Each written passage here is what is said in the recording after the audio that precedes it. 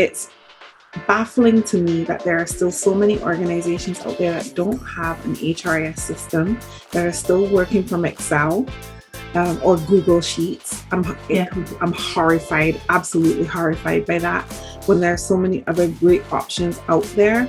Because what do you think about if you're in sales, if you're in any other department in an organization, there's absolutely no way that they would be operating for it. I think that's just a case in point of HR being poor relation. And then trying to create a business case for people to pay for that kind of software. Shouldn't have and that actually is a classic example of how then we end up being administrators. So you can't add value if you haven't got the systems. If you're so busy just inputting content, you can't pull any data, you can't add value, you can't be strategic. It's chicken and egg. You can't.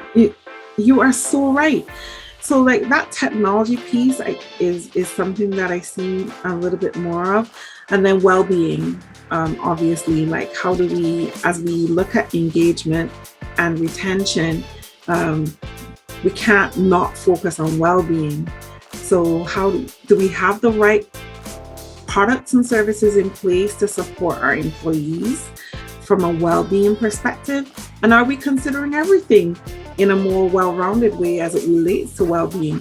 A lot of times we focus on mental health, but do we focus on financial well-being? Because a lot of people are struggling financially. And so do we take into consideration helping our employees or supporting our employees where educating them on financial well-being is taken into consideration? I feel like that's one of the spaces one of the loopholes that we're actually missing.